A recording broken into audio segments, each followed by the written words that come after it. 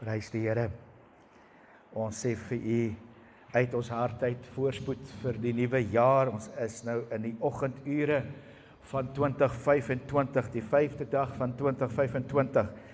En ek glo en vertrou dat hierdie jaar het homself al vir u bewys dat dit 'n goeie jaar gaan wees. En as jy al reeds 'n paar uitdagings gehad het, hoop en vertrou ek dat jy het deur daardie uitdagings tog steeds getriomfeer en uitgestap as 'n oorwinnaar. Amen.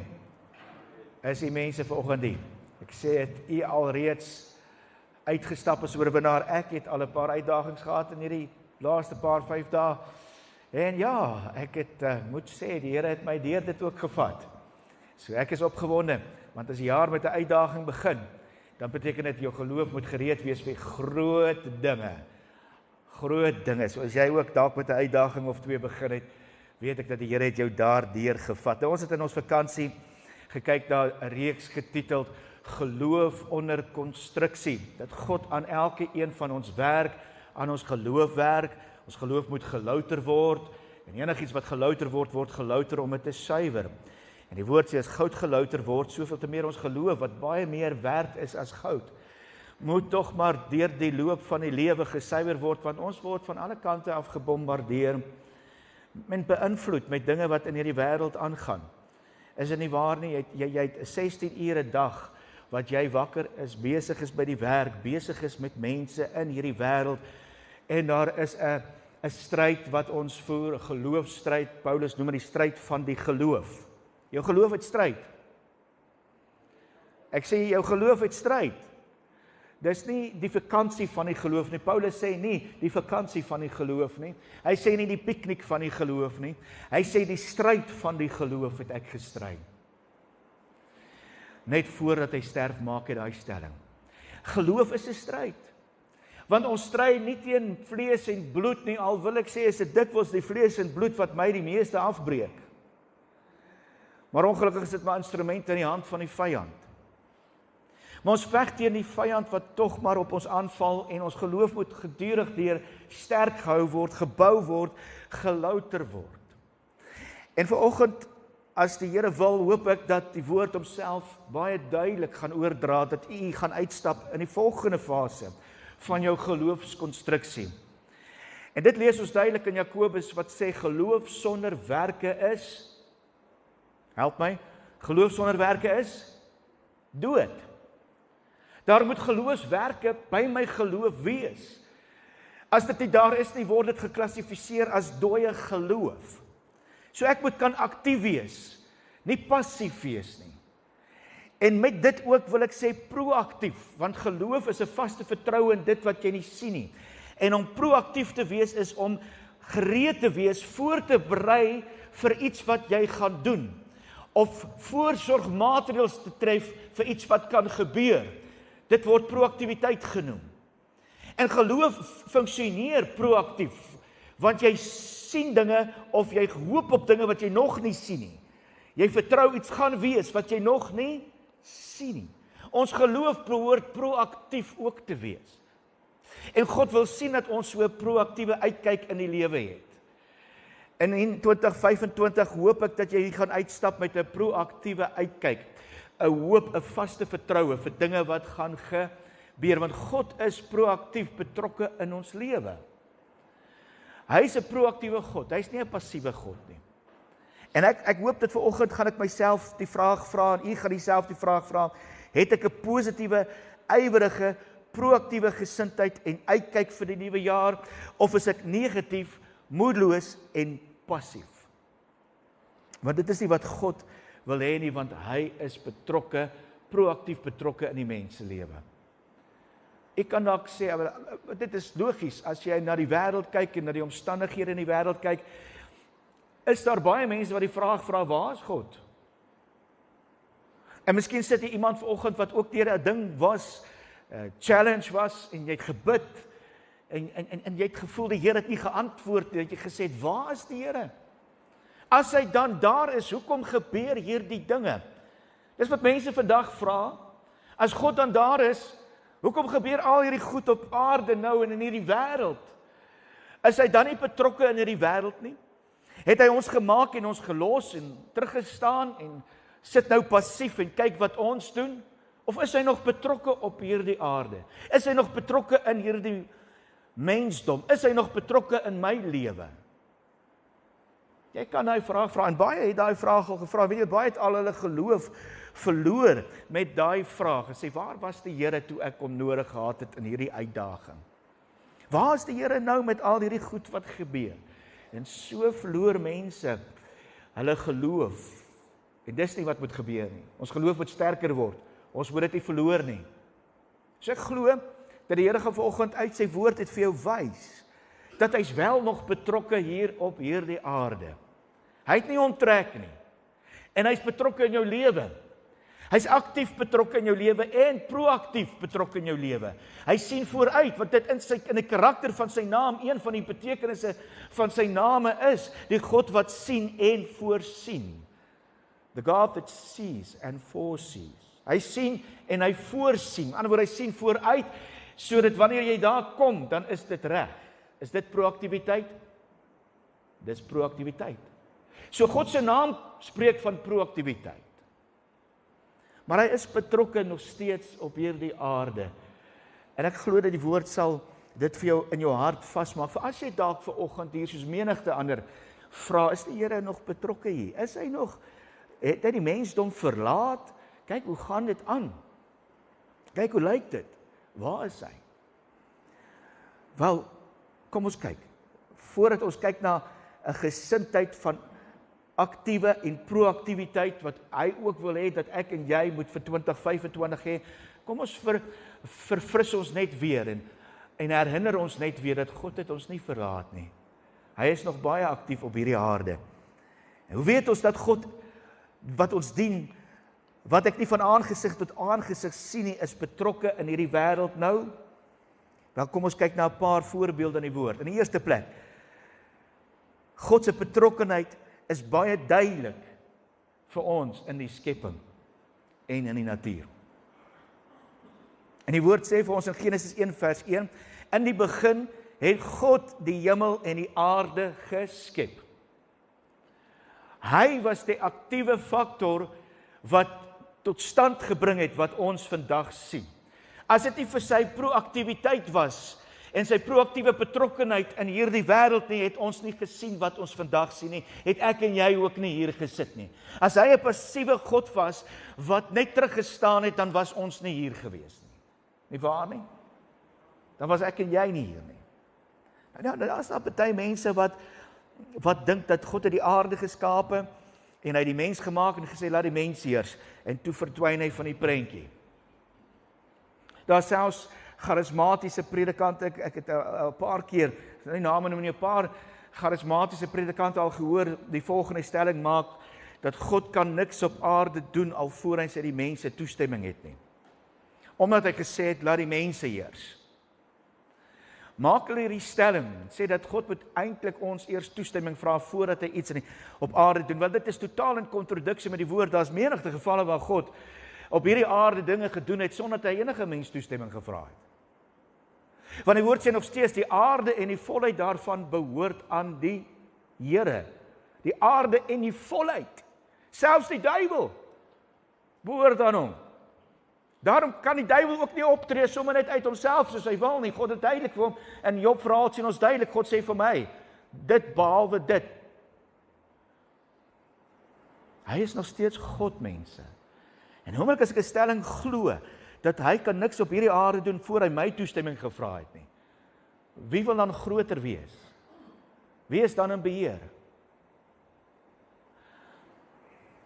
So daai stelling moet 'n mens voor versigtig wees. Van begin af was God in beheer. Hy het geskape, hy het hemel en aarde geskape. Maar is hy nog betrokke? Of het hy teruggestaan? En Job 38, nadat Job baie vrae begin vra het, soos mense vandag vra, waar is God? Kyk hoe gaan dit met my? Kyk hoe gaan dit in die wêreld? Kom wees eerlik met my, wie het ook al so gevoel? Wie was ons so grys, negatiewe put? Waar is die Here? Hoekom gaan dit so? Hoekom gebeur hierdie dinge? En in hierdie geweldige toets wat Job deurgegaan het, het hy in sy gesindheid begin moedeloos word. Dit was net baie interessant. Ek het al voorheen vir u genoem. Ek wil dit graag net op hierdie punt noem. Dat in die eerste 1 en 2 hoofstukke was Job positief geweest. Hy het selfs op sy vrou gesê, toe sy vrou vir hom sê, vloek die Here, maak klaar met die Here. Toe sê hy vir sy vrou, soos 'n dwaas praat jy nou. Toe was hy nog positief. En die woord sê, in alles het hy nie met sy woord gesondig nie.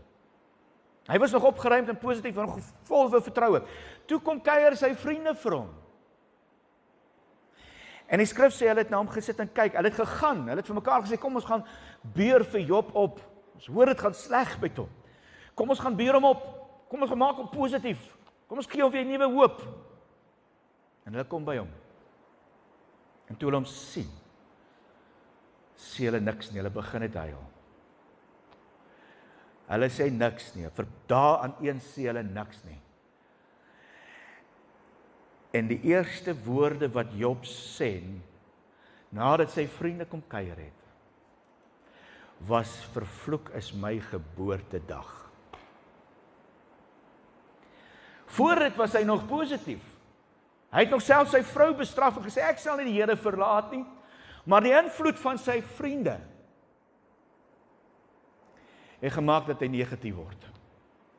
Ons moet versigtig wees met watter persoon ek myself mee assosieer, baie in my private kring intrek. Gaan hy my opbou, of gaan hy my afbreek? Hallo, is hy hier? Dit daar gelaat, Job gaan af in 'n aftyd, en hy kom tot 'n punt waar die Here 'n bietjie met hom gesels. En dit is lekker as die Here met 'n mens praat. Maar partykeer praat hy anderste. En hy sê vir Job die volgende: maak jou reg vir die stryd. Ek sal vra, antwoord jy. Ek sal vra, antwoord jy. Kyk, daar is 'n stryd van die geloof, waar ons God antwoorde vra, waar ons op hom vertrou, waar ons deur 'n uitdaging gaan, en dit is 'n geloofsuitdaging, dit is 'n geloofstryd, want ons vra hom vra. En dit is 'n goeie stryd van geloof, want dan sien jy wonderwerke, jy sien deurbrake, en dit bou tog op die einde van die dag jou geloof, maar daar's 'n ander stryd, en dis nie 'n lekker stryd nie, en dit is wanneer die Here jou begin vra. Hallo, wanneer hy die dinge bietjie omdraai en sê, wag 'n bietjie, sê reg vir die stryd, kom ek gaan jou 'n bietjie 'n paar vrae vra. Ja, dis 'n moeilike plek om te wees, maar dit is baie keer dalk seker ook nodig. Maar hy vra vir vers 4, waar was jy toe ek die aarde se fondament gelê het? Praat as jy kan antwoord. Waar was jy? Ek sien, ons is baie maklik om te sê, waar is die Here? Ons vra baie mense, waar was die Here toe dit en dit? Hey, pas op dat die Here nie vir ons vra, waar was jy toe ek vir daai persoon 'n deurbraak gegee het? Waar was jy toe ek vir jou 'n deurbraak gegee het wat jy nie het geweet het ek het vir jou gegee nie? Waar was jy toe dit gebeur het? Waar was jy toe dat gebeur het? Waar was jy? Maar dit is baie maklik om ongelukkig te wees as ons nie ons antwoorde van die Here kry soos wat ons voel ons moet kry nie.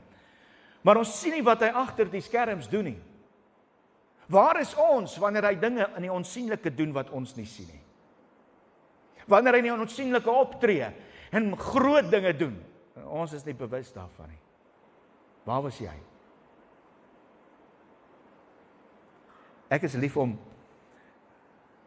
na wetenskap goed te kyk ook en veral die hemelruim. En ek sien 'n foto wat geneem is wat 'n uitbeelding was en of wat die werklike foto is, dit het ek nou nie met sekerheid nie. Maar ek sien hoe die aarde, waar die aarde grens aan 'n geweldige groot meteorietbelt. En die aarde is net so ver, dit is nou waarskynlik duisende ligjare, maar die prentjie is die aarde so op die grens van hierdie geweldige meteorietbelt. Al daardie groot rotse en meteoriete wat om ons die hele tyd beweeg. En ek kyk die prentjie so, En as ook al hierdie week, en ek kyk hierdie prentjie so, en ek kom net in my gees op, hoeveel keer het die Here nie al een van daardie groot rotse sy rigting verander? En dan sê NASA, maar moet nie bekommerd wees nie, dit is soveel duisende miljoene kilometers van ons af. Wie sê dit was?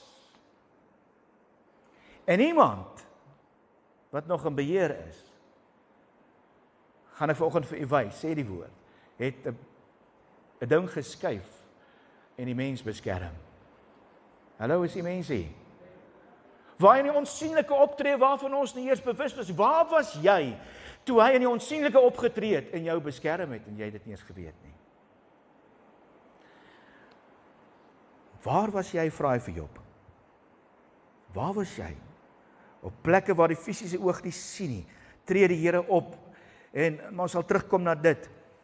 Maar kom ons kyk eers na die fisiese, waar God nog in die fisiese optree, wat ons wel kan sien, wat ons wel van bewus is. En soos ek sê, in sy skepping, verduidelik hy wie hy is, en hy wys dat hy is hier. Romeine 1:19, want 'n mens wat wat 'n mens van God kan weet, was immers binne hulle bereik.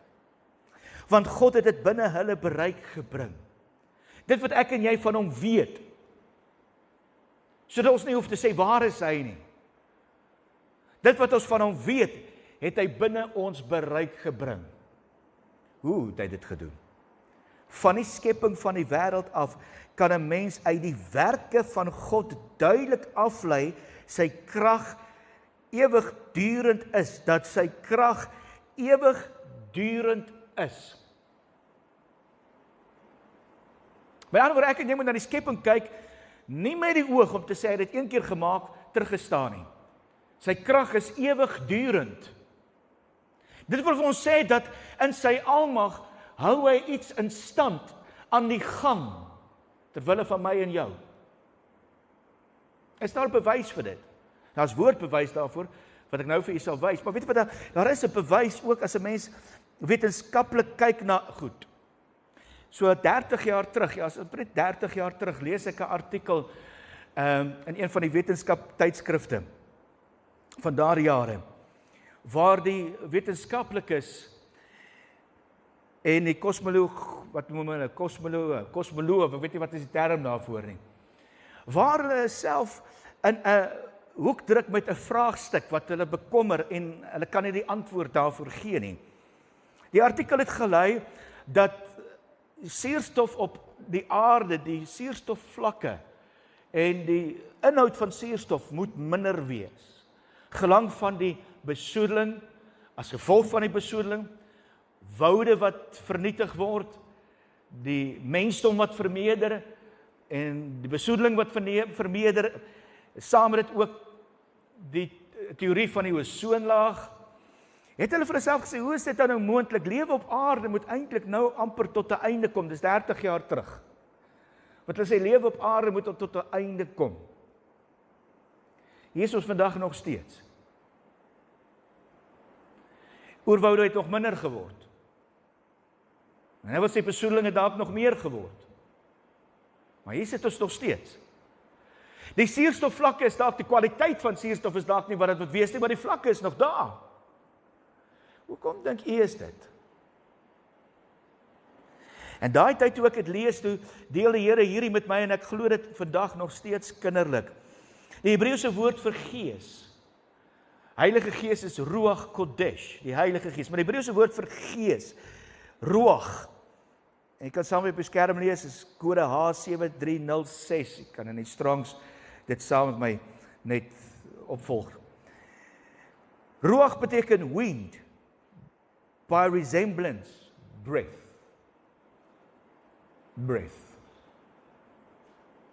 En die gees was van God het op hierdie aarde gesweef, vir die eerste dag was Ruach hier gewees. Die asem was hier gewees. God se asem, se suurstof was hier gewees. Hy het dit gemaak en sy gees verteenwoordig dit ook as die asem van lewe in ons. En die Heilige Gees is nog steeds hier. Hoekom het lewe op aarde nog steeds aangegaan, benewens wat daai artikel gesê het, dat hulle is bekommerd, dat dit gaan tot 'n einde kom, en dit het nie tot 'n einde gekom nie, want die Gees van God is nog hier. Sy Ruach is nog hier. Hy's nog betrokke hier. En omdat hy nog betrokke, aktief en proaktief betrokke is, hier op aarde, deur sy Gees, sit ek en jy hier, en ons kan asemhaal. En ons leef. Want hy is betrokke. En die skrif bevestig dit ook wat ek sê. In skrifverse soos Psalm 80:15 sê die psalmdigter, hou in stand wat u met u eie hande geplant het. Hou in stand wat u met u eie hande geplant het.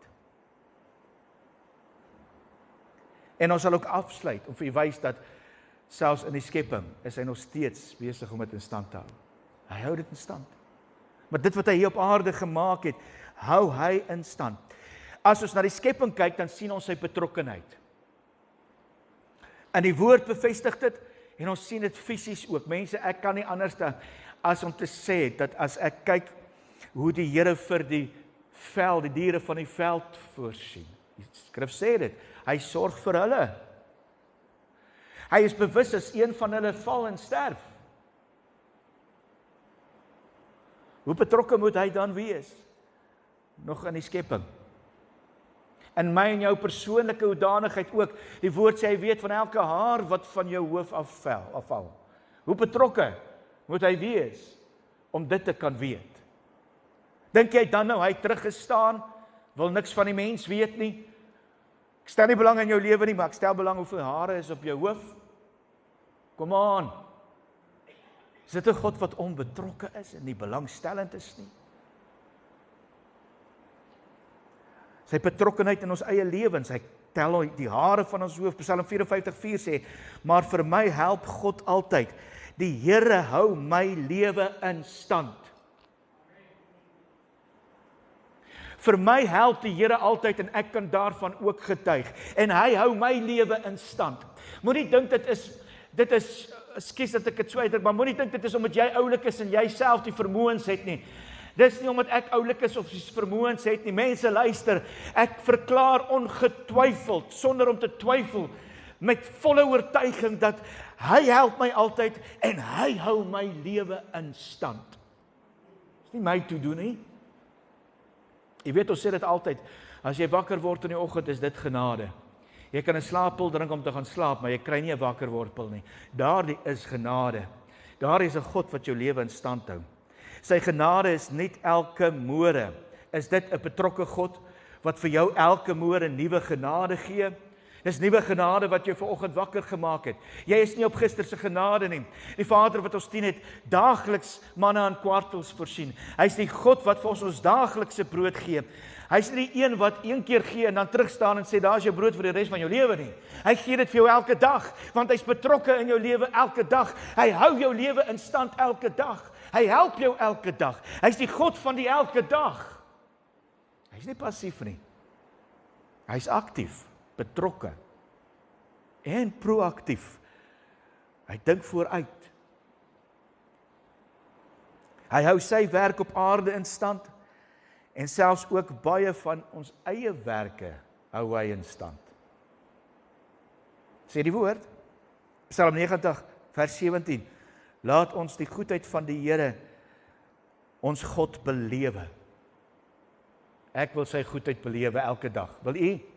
Ek belewe sy goedheid elke dag. Dis die mense wat kan sê ek ook. Ek belewe sy goedheid. En wat is sy goedheid? Hoor wat sê die woord? Hou die werk van ons hande in stand. Ja, die werk van ons hande, hou dit in stand. Hy hou sy werk in stand. Die werk van sy hande, wat hy geplant het, hou hy in stand. Hy hou nog hierdie natuur in stand, hierdie skepping nog in stand. Die mens breek af, hy hou in stand. Maar weet jy wat, selfs die werke van jou hande, omdat jy hom dien, sê hy, waar jy jou hand aanslaan en jou voet slaan sal geseën wees. Hy hou dit wat jy doen, hou hy ook partykeer in stand. Nie ek en jy nie. Ons dink partykeer ons hou dit in stand. As ons baie eerlik is, gaan dit goed met ons. En ons sê partykeer, ek weet nie hoe dit gebeur nie, maar dit het gebeur. Dit was 'n goeie jaar gewees. In elkeen van ons se lewe was daar uitdagings gewees, maar jy kon afsluit en sê die Here het gesorg. Ons het al menige kere selfs in ons vorige gemeente en hierdie ook, as jy die eindjaar begroting na kyk en sien wat ingekom het en wat uitgegaan het, dan begin jy besef, joh, hier het iets snaaks gebeur. Ons kon alles betaal, maar tegnies gesproke was daar glad nie genoeg om dit te doen nie. In besigheidskonteks werk hierdie ding, balanseer hy nie uit nie. Hoekom nie? Want God hou in stand. Hy hou in stand. Selfs die werk van ons hande. As ek dit oorgee aan hom, dan hou hy dit ook in stand, want hy is aktief. Hy is aktief, maar hy is ook proaktief. Hy sien vooruit, hy is die God wat sien en vooruit sien en voorsien vir die toekoms. En hy het dit vir ons bevestig in die volgende gedagte. Hy het Jesus, die woord sê, Jesus was bestem, die bloed van Jesus was bestem as offerlam van wanneer af, help vir my. Voor die grondlegging van die aarde, sê die woord, was hy hiervoor bestem. Het God hom bestem as verlosser en saligmaker. Is dit proaktief? Dis die optimale vir my van proaktief. Hierdie nagmaaltafel waarin ons vanoggend sit, is 'n bewys van God se proaktiewe betrokkenheid in die mensdom.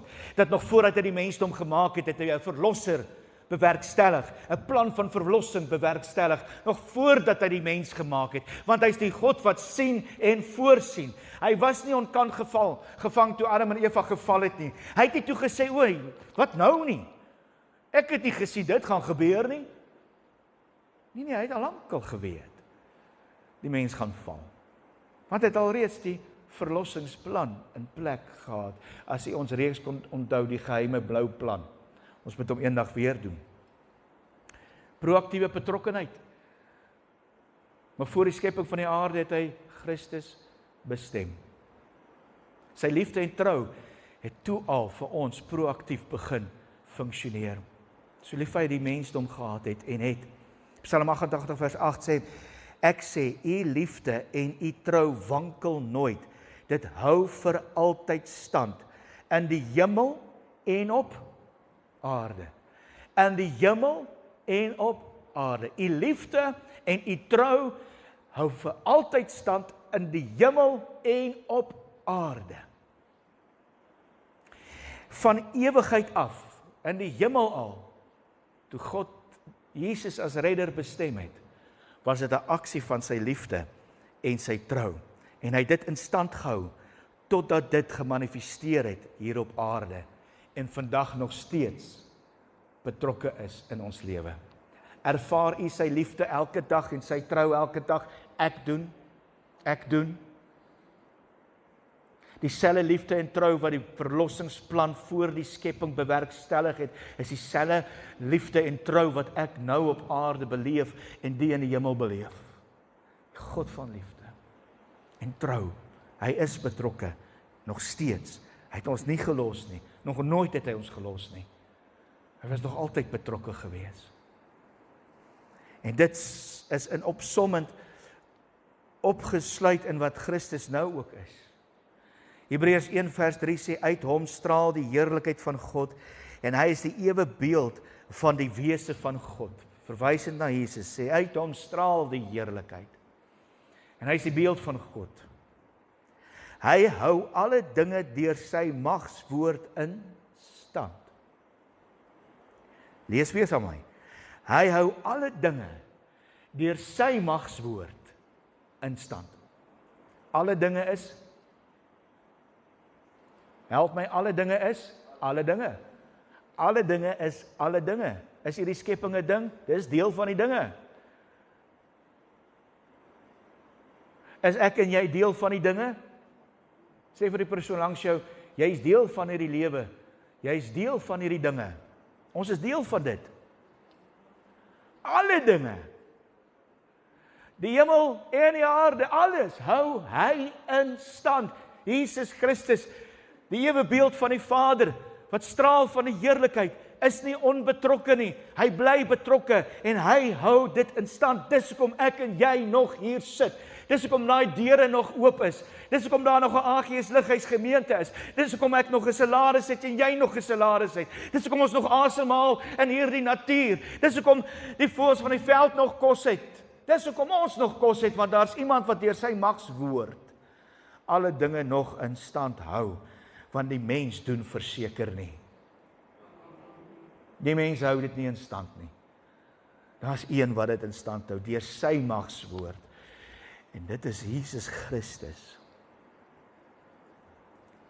Ek wil afsluit. En ek wil elkeen met vir homself die volgende stelling vra. Jy vra, waar was God toe? Hy vra, waar was jy toe ek dit gedoen het en dat gedoen het, wat jy nie eers gesien het nie? Waar was jy? En ek wil afsluit met iets wat jou gaan laat dink. Goed wat God gedoen het toe ons nog nie daar was nie, het soveel krag en effek, dat ons wat nou is afhanklik van goed wat hy gedoen het toe ons nie daar was nie. Toe Jesus aan daai kruis sê, Vader, vergeef hulle, want hulle weet nie wat hulle doen nie, toe was ek en jy nog nie gewees nie. Hallo, toe was ons nie daar, toe God dit gedoen het nie. Maar is ek en jy nog steeds vandag afhanklik van wat op die kruis gebeur het? In totaliteit. Het dit 'n effek in ons lewe? In totaliteit, soveel so dat ons een keer 'n maand dit herdenk, want dit het 'n effek in ons lewe. Dit beïnvloed ons lewe. Dit gee ons lewe. Dit gee ons hoop. Dit gee vir ons lewe. Maar ons was nie daar gewees nie. As jy vra, Here, waar was U? Sê eerder, Here was ergens besig. En dit het effek op my lewe. Ek sal later sien waarmee was hy besig gewees. As jy weer so in 'n aftyd gaan, en jy wil gaan sit en jouself jammer kry en sê, waar was U, Here? Hy was by jou. Ek sê hy was by jou. Hy was dalk besig met dinge wat jy nog nie sien nie. Maar jy gaan dit sien. Kom ons sluit ons oë. Vader, ons sê vir U dankie dat U ons nie alleen gelaat het nie. U Gees vir ons gegee. Ons is nie weesgelaat nie, ons Gees gegee, U Gees gegee wat ons lei in al die waarheid en vir ons leer en leiding gee en wat betrokke is in ons lewe. Dieselfde Heilige Gees wat op hierdie aarde gesweef het, die eerste dag toe U proaktief betrokke geraak het op hierdie aarde, deur om hierdie aarde te maak, het U Gees op die water, die duisternis in die water laat sweef, en U het orde geskep op hierdie vormlose planeet, deur die werking van U Gees, was U proaktief betrokke en aktief betrokke op hierdie aarde, en is nog steeds deur die Gees, dieselfde Gees, wat gesweef het op hierdie waters, sweef in ons lewe, is deel van ons lewe, lei ons, is betrokke in ons lewe, praat met ons, getuig saam met ons, help ons, gee ons raad, beskerm ons, voorsien vir ons. U is nog steeds deur U Gees, 'n aktiewe, betrokke Vader in ons lewe. Ja, soveel dan dat selfs die haar van ons hoof is getel. Is U betrokke Vader in ons lewe. En vergewe ons dat ons baie keer uit menslike moedeloosheid, baie keer net uit moegheid uitsê, waar is die Here? Luister hy dan nie na my nie? Hoor hy nie my roepstem nie? Al is dit nie U karakter nie, want ons sien duidelik, U sê ek het die geroep van my volk gehoor, daarom het ek afgekom. U tree op, U raak betrokke, daar waar U kinders U aanroep. Ons sien dalk nie dadelik die antwoord nie, soos daar van Daniël, wat hy tot U gebid het, en Gabriël vir hom sê, vir 21 dae was ek besig gehou, maar van die eerste dag af wat jy jou tot die Here gewend het, is jou gebed beantwoord, en ek is gestuur om vir jou die antwoord te kom gee. maar ek was besig gehou. Here, partykeer sien ons nie dadelik die antwoord nie, maar hy is reeds besig. Dankie dat U so 'n betrokke Vader is en proaktief betrokke is, voorsien in ons lewe, en dat U graag wil sien dat ons dieselfde gesindheid sal hê, nie gaan passief sit, moedeloos gaan sit, en selfbejammering gaan terugsit, en net moed verloor nie. Nee, maar dat ons 'n gesindheid sal hê soos U het, om betrokke te raak, op te staan, iets te begin doen.